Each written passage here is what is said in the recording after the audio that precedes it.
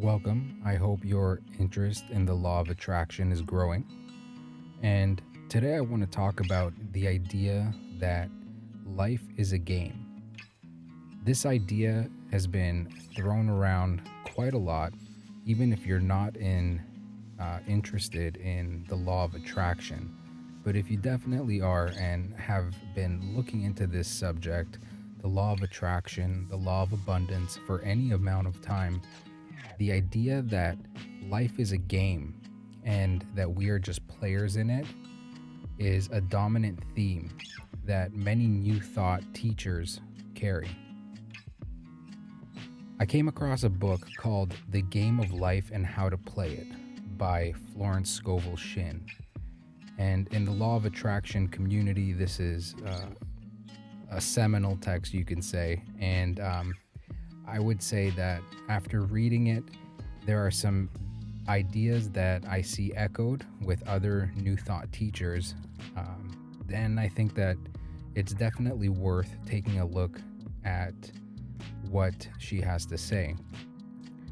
So, in the first chapter of The Game of Life and How to Play It, Florence Scovel Shinn says that life is basically a grand game, and we can imagine this game as a reflection of our thoughts, beliefs, and attitudes. According to Shinn, our minds are like powerful magnets that attract situations and experiences based on what we think and feel. Now, Shinn doesn't mean that life is just a random game of chance.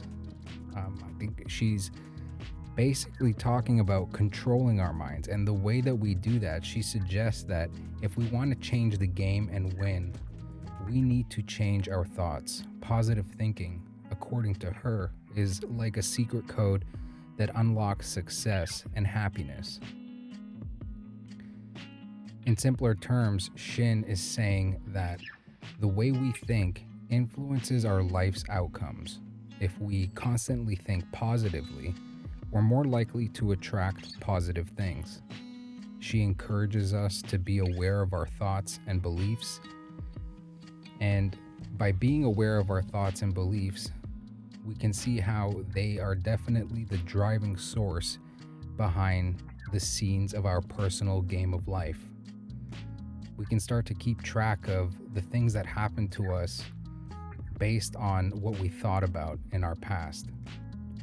Even the words we speak have immense power because the subconscious mind does not know if we are joking and simply records the things that we say.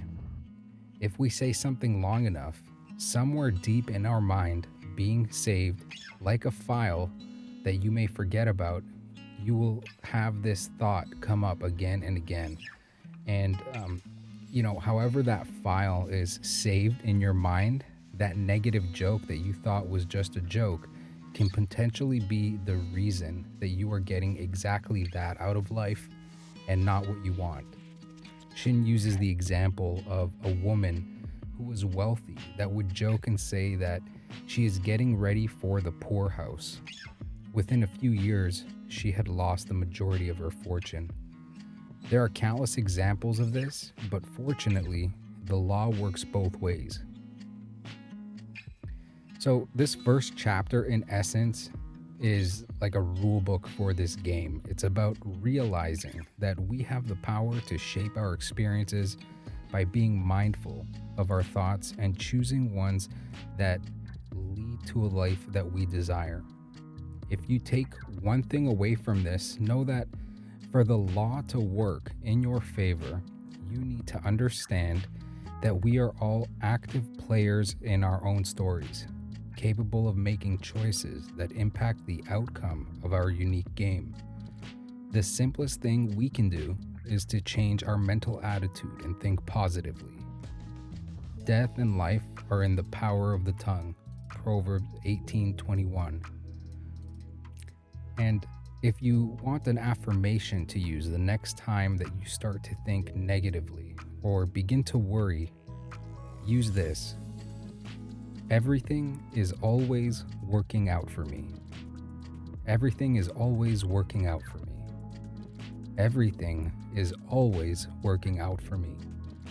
Use this affirmation whenever you feel that you need it. A simple statement like this, repeated, even if you don't believe it at first, is enough to stop the momentum of that negative thought pattern.